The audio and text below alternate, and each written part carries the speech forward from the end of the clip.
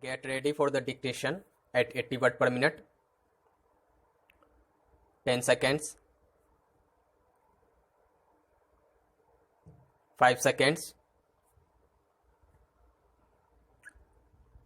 Elaborating further, he said gender identity refers to each person's deeply felt internal and individual experience of gender, which may or may not correspond with the sex assigned at birth, including the personal sense of the body, which may involve a freely chosen modification of bodily appearance or functions by medical, surgical, or other means, and other expressions of gender, including dress, speech, and mannerisms.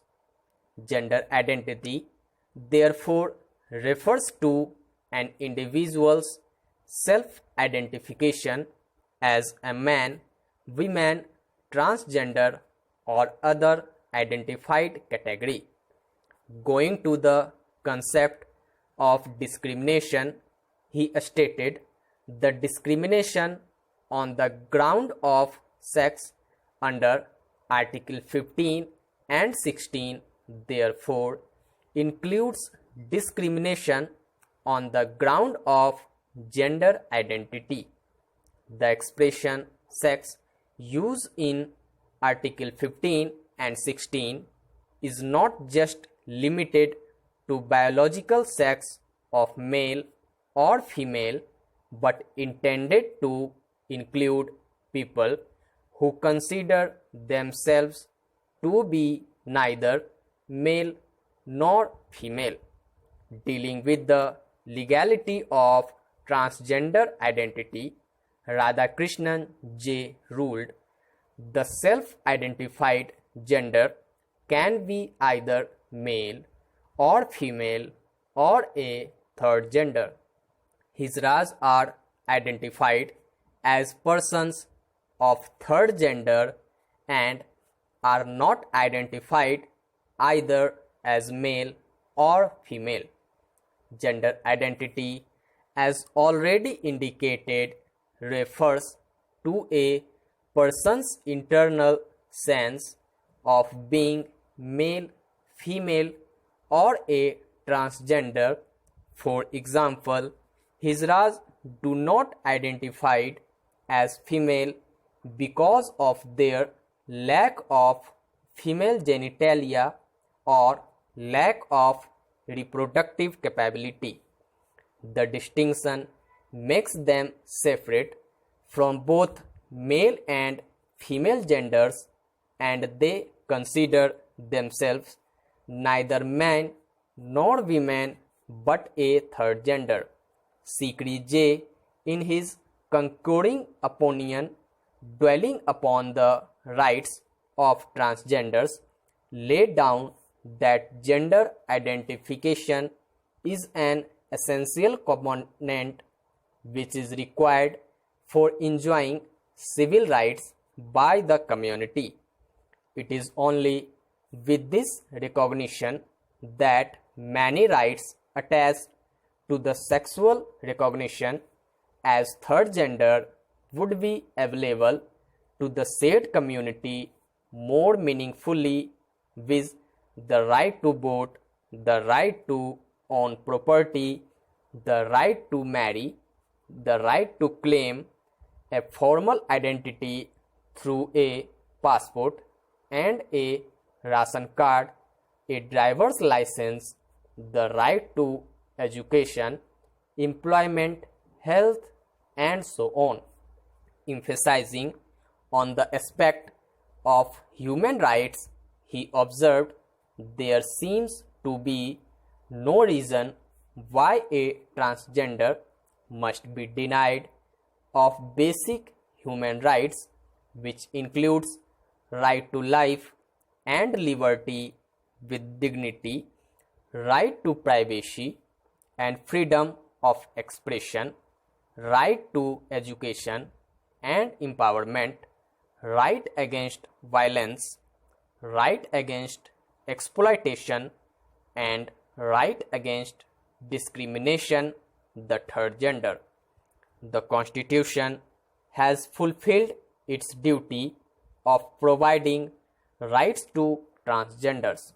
Now, it is time for us to recognize this and to extend and interpret the Constitution in such a manner to ensure a dignified life for transgender people. All this can be achieved if the beginning is made with the recognition of TZ as third gender. The aforesaid judgment, as is manifest, lays focus on inalienable gender identity and correctly connects with human rights and the constitutionally guaranteed right to life and liberty with dignity. It lays a stress on the judicial recognition of such rights as an inextricable component of Article 21 of the Constitution and decries any discrimination as that would offend Article 14, the fons juris of our Constitution. It has to be borne in mind that search for identity as a basic human ideal has ruled the mind of every individual in many a sphere like success, fame, economic prowess, political assertion, celebrity status, and social superiority, etc. But search for identity in order to have opposite space in law, sense stigmas and sense fear has to have the freedom of expression about his or her being, which is keenly associated with the constitutional concept of identity with dignity. When we talk about identity from the constitutional spectrum, it cannot be pigeonholed singularly to one's orientation that may be associated with his or her birth and the feelings he or she develops when he or she grows up.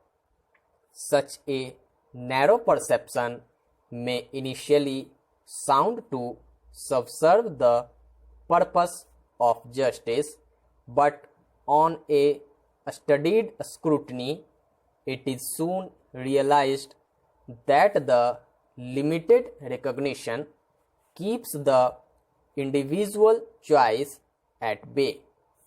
The question that is required to be posed here is whether sexual orientation alone is to be protected or both orientation and choice are to be accepted as long as the exercise of these rights by an individual do not affect another's choice, or to put it briefly, has the consent of the other, where dignity of both is maintained and privacy as a seminal facet of Article 21 is not dented.